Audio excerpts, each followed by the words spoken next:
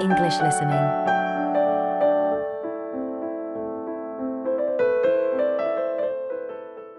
Topic 1. How to make a resume. Welcome everyone to today's seminar on CV and interview skills. Remember, your CV is probably the most important document you will ever write. It opens the door to your career, and that job interview is probably the most important meeting you will ever attend. It's like stepping through that open door. So let's roll up our sleeves and get down to work, shall we? First of all, I cannot possibly tell you everything you need to know about writing a resume in the time we have. But let me tell you that there are dozens of great websites on the internet.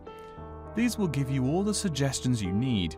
If you look at the paper I gave you, you will see a list of the dozen most popular sites. I can mention a couple of important points, however.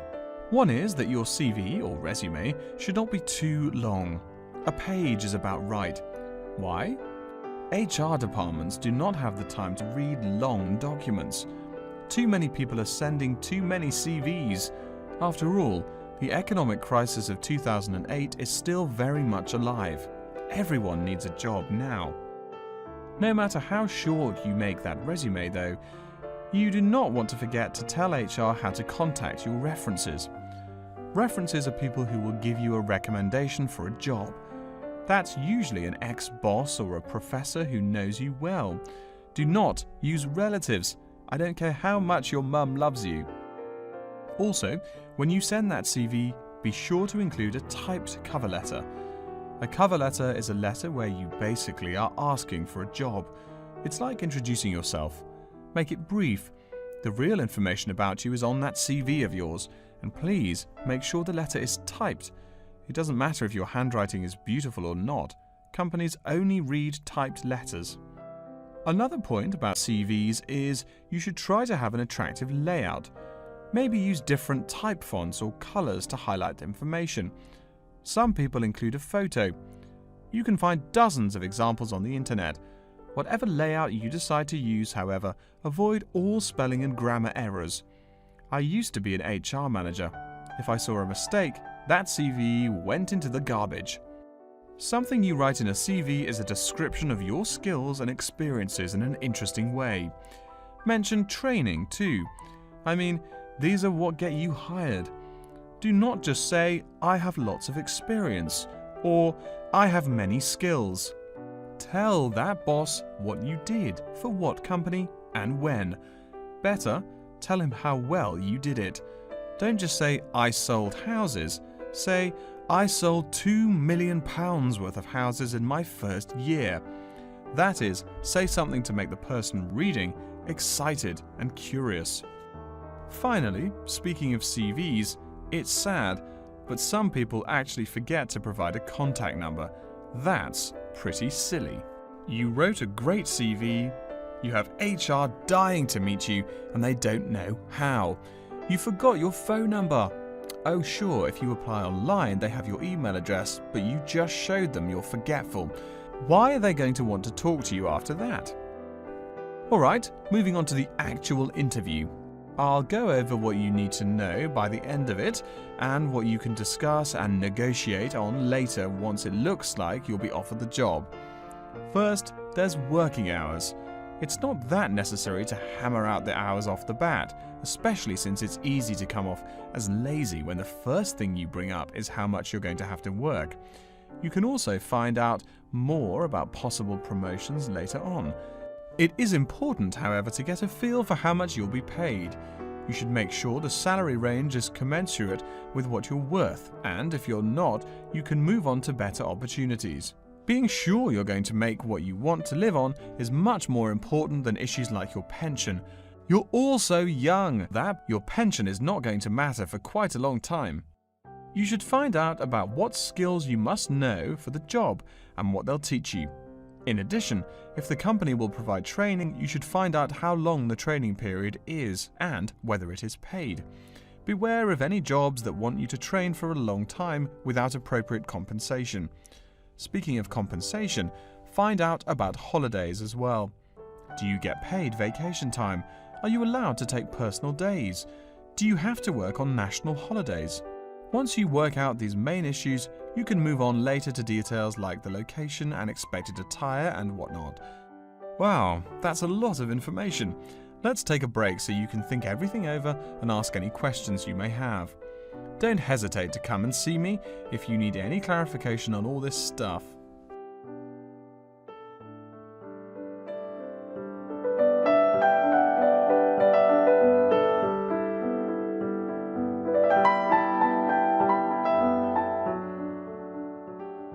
Topic 2. Introduction on Curriculum and Facilities of Wassamatta University. Okay, and welcome back. During the short break we just took, several of you approached me with questions. So before going on with the orientation talk, I'd like to address those queries. As I found, if one person asks a question, probably a dozen others are wondering about the same thing. The first question is whether Wassamatta University employs modules technology as an instruction method. The answer is yes, we do. At least that's what the university catalogue says. If some of you don't understand what modules technology is, don't worry. I googled the word but couldn't find it. Apparently though, it's a method of broadband wireless access. At least that's what an American company's website told me. But again, don't worry. If you need to know something more, your professor can tell you. Another question someone asked me was what tomorrow's workshop on research methods and skills was about. Well, research skills include any method you can imagine for finding and presenting any information you need. That's not just schoolwork either. Writing English, the native language for most of you, and finding a job are also research skills. And yes, those will be addressed in tomorrow's workshop. As you know, Wassamatta University is one of this country's premier universities for the study of the dismal science, economics. Some of you, it seems, want to get a jump on their classmates. During the break, half a dozen of you came up and asked me where to find economics tomes. I know it's odd, but this school's library holdings are divided up between two libraries. Economics books are in the old library. If you look out of the window behind me, you can see it. It's the red brick building. Oh, before I forget, you economics types also need a lot of math, am I right? Well, those math books are neither in the old library nor in the new one. They can be found in the math department building. Why am I telling you this?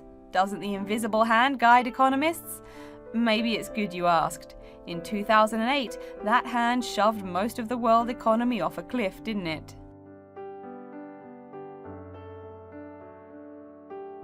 Now, I realise that most of you couldn't bring a computer printer or a photocopier from home.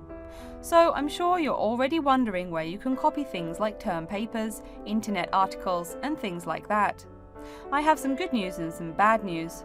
The good news is that there are a number of places you can make copies. These include both libraries and the Student Union building. Now the bad news. I'm sorry to say, most classroom buildings and academic departments do not have copiers students can use.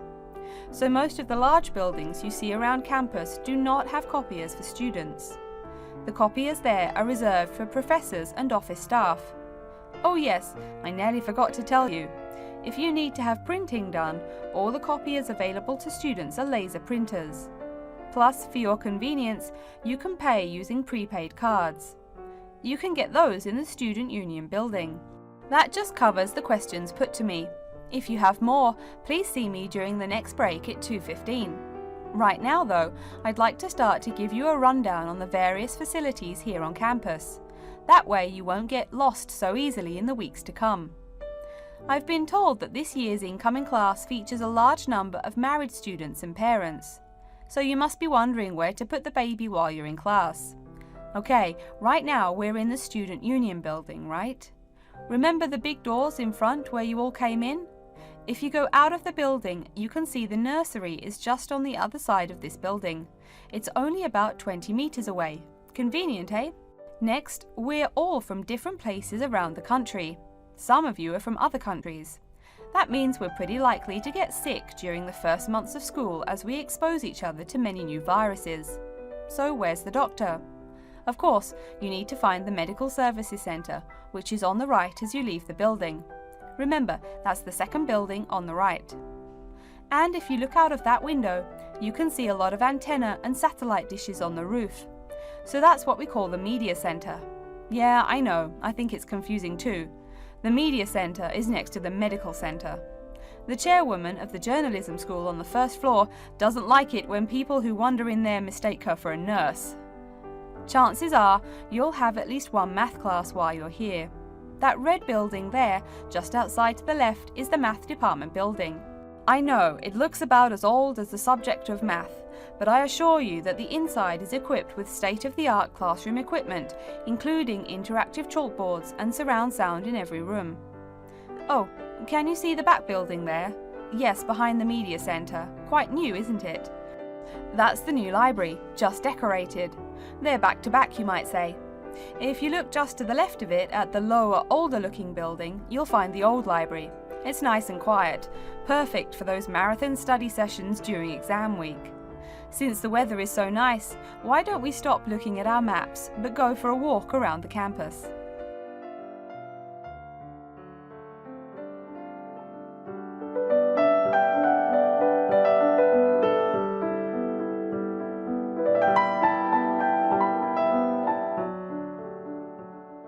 Topic 3. Waste sorting, collection and disposal. Hi folks, my name is Loretta Johnston and I'm here from the Baltimore Department of Public Waste. Thank you for coming out to our community meeting tonight. I've got a few words to say about the waste collection here in Baltimore. First, there's the sorted collection bins themselves. They're made of sturdy, solid material, so none of your trash can seep out or puncture the bin. Also, since these things sit out on the curb overnight, rain or shine, they have to be waterproof. We can't have water getting up in it and filling up the bin. Remember to pay attention to which bin is which and sort your waste accordingly. You should have a blue or green bin for recyclable garbage, a yellow bin for unrecyclable garbage, and a red bin for toxic waste. Our citywide waste management is divided into two services. The first is commercial waste collection, or trash collection from buildings. The majority of building waste is paper, which goes in the blue or green bins. You'll notice in your office buildings there are signs that warn you not to overfill these bins. All that paper adds up, and an overflowing bin is infinitely harder for collectors to carry to the truck and empty. Aside from paper, another large source of building waste is metals. Metals such as tin and aluminium can be put in the yellow recycle bins, but metals like lead and copper should be disposed of in the red bins. These heavy metals are harmful to the environment and exacerbate our city's existing pollution problem. That's about all the information you need for building waste. Moving on to the second service, household waste collection is probably what you primarily think of when you think of what we do here. Many of the same guidelines apply, the sorting is the same, etc. Please remember to keep garbage like kitchen waste in a plastic bag. It makes collection easier and lessens the abominable rotten trash smell. So, after we take your trash away, what happens to it? We take all the garbage to one of a number of garbage disposal plants, each of which is located in the middle of an open space of some sort. No one wants to have their home or office right next door to a waste disposal plant, right? Waste is collected and then disposed of once every 4 weeks. A lot of trash can build up in that time, so we're in the process of developing a plan to fund collection more frequently. Ideally, it would be collected weekly, but we will likely have to settle for bi-weekly. The garbage trucks make their rounds to clear the bins at night in order to avoid traffic. I'm sure you've seen how much waste your own household produces in a given week. Now imagine all the trash produced by all the households in Baltimore. It's a lot, right? It may surprise you that this amount is only marginal compared to commercial waste. Yep, the main waste producers are actually businesses, industrial facilities, retail and offices. Hard to believe humans produce that much waste, right? No wonder we have pollution problems. Anyway, after all incoming waste is sorted, recyclables are sent to a recycling plant, while garbage and toxic waste are transported to their respective areas of the plant for treatment. Items such as stones, which should not be disposed of in our bins, are separated out and discarded. Once the trash has undergone the treatment process, it is compacted and disposed of with all the other trash. And finally, when the landfill space is full, it is buried deep underground, and in time, something new is built on the land. That's everything about waste collection. Thank you for listening. Are there any questions?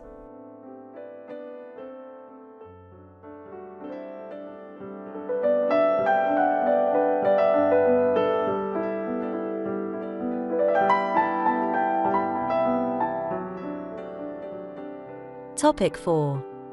Australia's water shortage. Good morning and welcome to yet another lecture in environmental science. I don't think I'm telling you a secret when I mention that water is a big worry here in Australia. The stuff is scarce. Perhaps that's why we drink so much beer, eh? Seriously though, a safe and reliable source of water is one of the great concerns of people everywhere. Moreover, as the world population grows, the pressure on existing water supplies grows greater and greater. Think about it. Our economic system demands that there be more and more consumers. The growing number of people has been tied to climate change, including droughts. So more people means less water. But our economic system demands a high birth rate. Forget about oil. Soon enough you will see wars for water. Mark my words. But today I'm going to confine my remarks to Australia.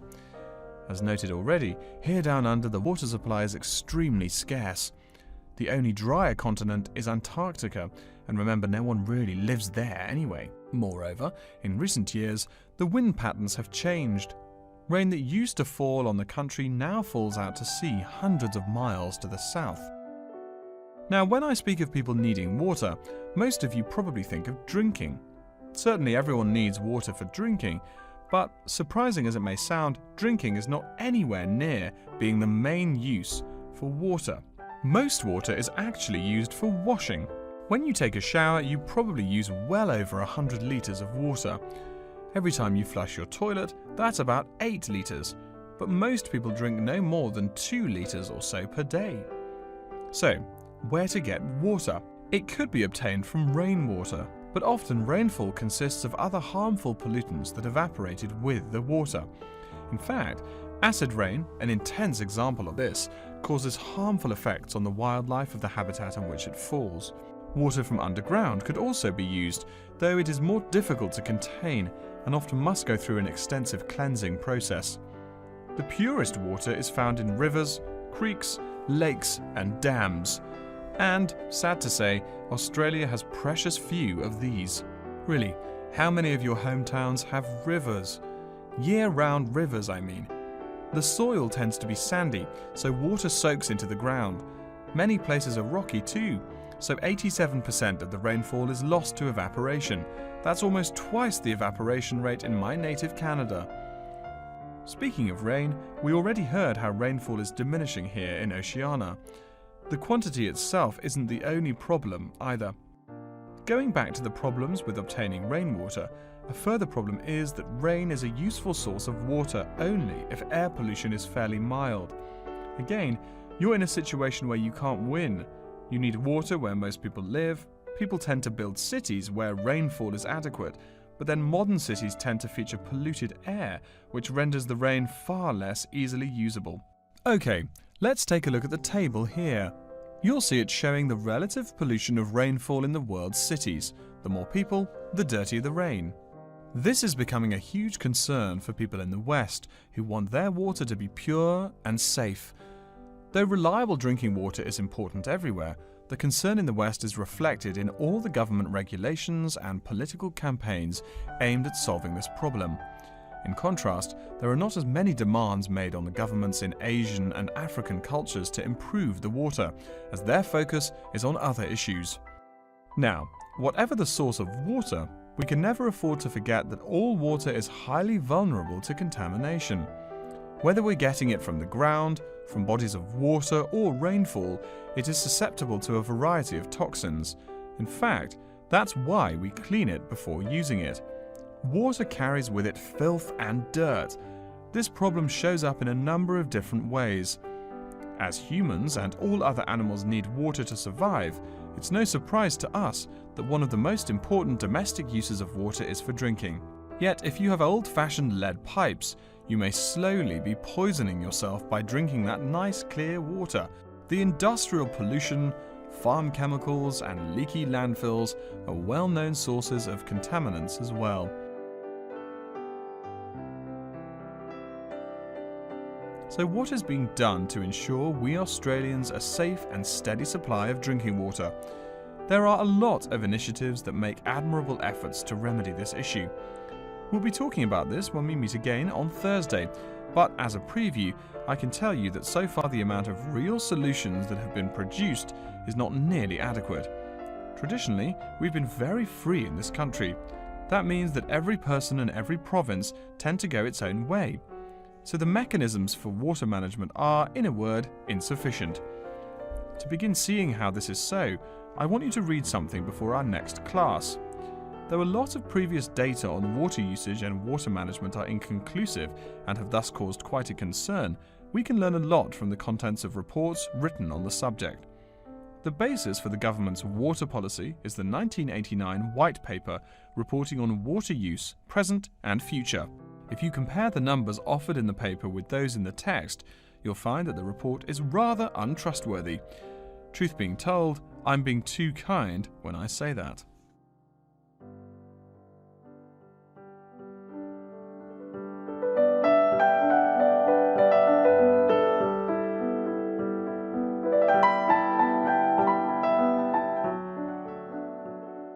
Topic 5. Australian Quarantine Service in Sydney Airport. Hi everyone and welcome to Sydney Airport. Today I'll be giving you the inside information on the day-to-day operations of the Australian Quarantine Service here. We hope to provide you with a better understanding of why such heavy security regulations are necessary by educating you on how we operate and why we do the things we do. We're not here to try to persuade you to fly through Sydney Airport, though we hope you'll find your experience relatively stress-free and comfortable. First things first, our personnel. Can anyone guess how many people work at Sydney Airport? We have 200 alone working in Terminal 2, so can you guess how many in the whole airport? I heard someone say 360, that's getting closer. What? Did someone say 2,000? That's way too high. Sydney Airport actually employs 440 people. A lot, right? And about half of those employees work in security-related matters.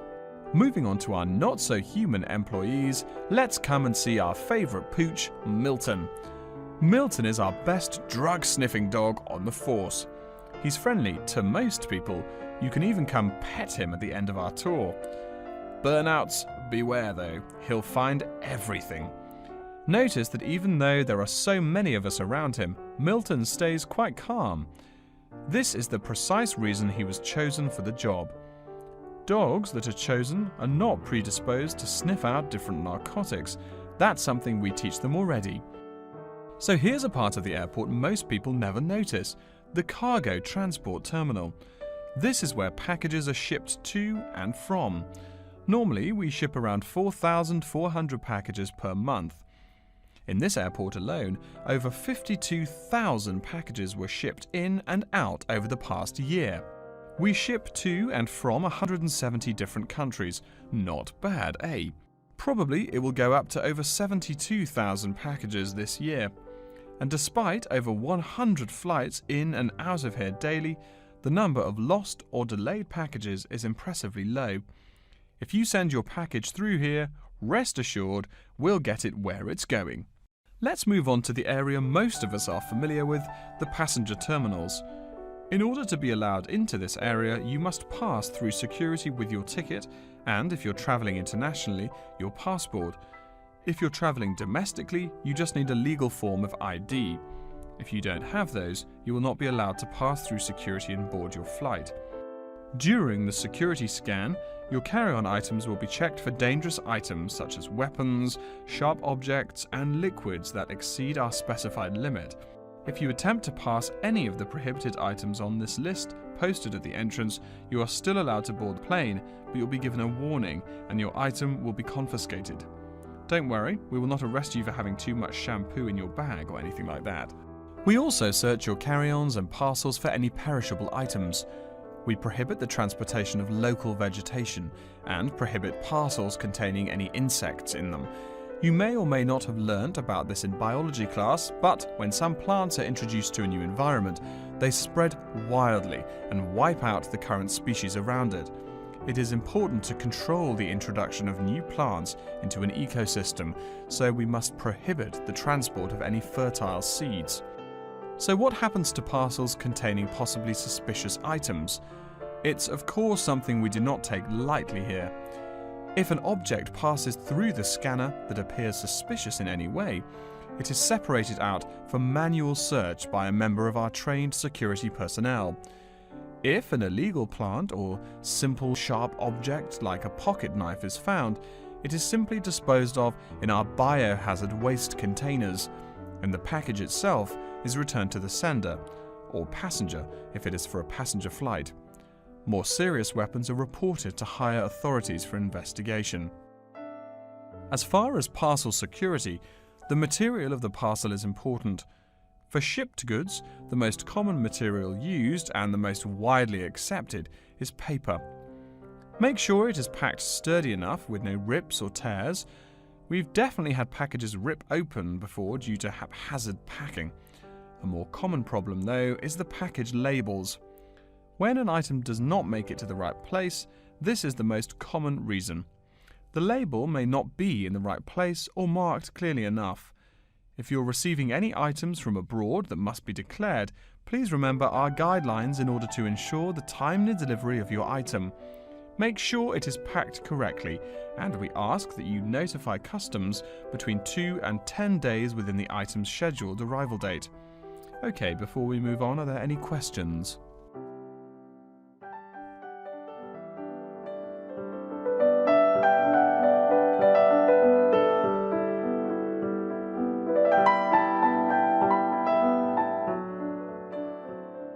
Topic 6.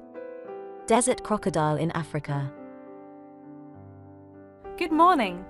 Today we will continue our study of Crocodylus niloticus by talking about its living habits.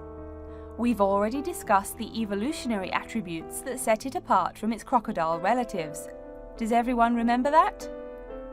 Yes, it has an extremely narrow snout and 3 or 4 rows of protective scales on its back, as compared to 2 rows on other members of the Crocodylus genus. Let's take a look at how these carnivorous man-eaters live, where they live, and finally, whether they really deserve their vicious reputation. To start, I'd like to address a great question posed to me by a student during yesterday's office hours. We talked about the distribution of crocodiles in Africa and saw that they are highly concentrated in the south and west of the continent. This student noticed that on the map displaying the distribution of crocodiles across Africa, there were no crocodiles in the northern region, and found no mention in the literature of the existence of crocodiles in the north of Africa. Why might there be no crocodiles in North Africa? Let's save this question for later in the lecture. To find out more about the social habits of the African crocodile, one researcher named Tara Shine of the University of Ulster in Northern Ireland conducted a survey of the wetlands in Mauritania and received reports of 46 crocodiles living in one group, or float as we say when referring to crocodiles, though the usual number is a little less than half of that. In general, crocodiles are more highly concentrated in wet subtropical environments near bodies of water and rich vegetation. While South American crocodiles thrive in cool rainforests, the African crocodile is more equipped for heat. Though they can survive at the hot temperatures found in some deserts, they are not equipped to handle dry climates and thus cannot survive in places like the Sahara Desert of North Africa. As cold-blooded animals, crocodiles' core temperatures fluctuate from their average of 38 degrees Celsius as external conditions change. Thus, they need to avoid extreme temperatures. Others live an underwater life, keeping a body temperature close to that of the water.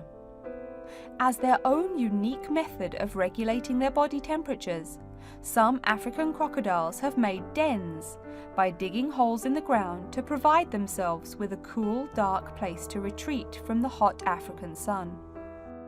Speaking of the hot African sun, let's go back to the question asked at the beginning of the lecture. We know that there used to be crocodiles in northern Africa, yet today there are none. What are some possible explanations for this? Some students have suggested that the African crocodile has evolved from a desert creature into a wetland creature, thus causing them to migrate south for more appropriate conditions. Others presume that the crocodile was hunted out of northern Africa by a fiercer predator. While these are intelligent guesses, the real story is a little bit different. The key to this migration is that the Sahara Desert did not always cover the north of Africa. About 8,000 years ago, the land was fertile wetlands, perfect for breeding crocodiles.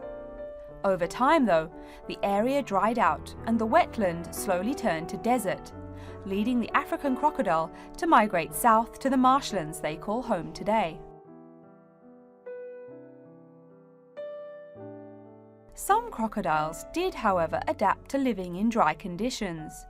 In Mauritania, some crocodiles have learned to survive in an area where they can go up to 8 months with no water, by spending the driest of times in what's called a torpor, or short period of hibernation.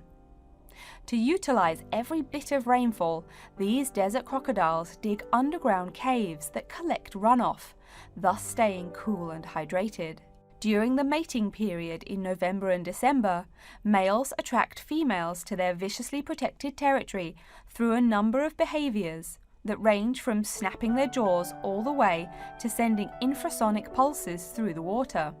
Afterwards, the female digs a hole up to 60 centimeters in depth to store the eggs for an 80-day incubation period. The female protects these eggs during the period, and sometimes even helps crack the eggs with her snout at the end. These teeth-gnashing carnivores are softer than we think. Although these vicious creatures have attacked humans on a few occasions, the residents are not afraid of them. In fact, they show a great deal of reverence towards these wondrous creatures. Some say that crocodiles bring water to their habitat, so if they leave, they will bring the water with them. Obviously, this is not true, but it demonstrates the admiration the inhabiting people have for crocodiles. Generally, crocodiles do not predate on humans. They attack when humans populate the crocodile's habitat, instilling fear and uneasiness in the crocs. Like any other species, crocodiles are known to attack when feeling fear. There's still a lot more to be discovered about the African crocodile. Researchers want to know more about the population size, how many crocodiles inhabit Africa in all, how they form separate floats, etc. There is still also much to learn about migration patterns and relations to other populations of crocodiles now found in other parts of the world. Next time, we'll examine a few specific case studies of crocodile populations in southern Africa.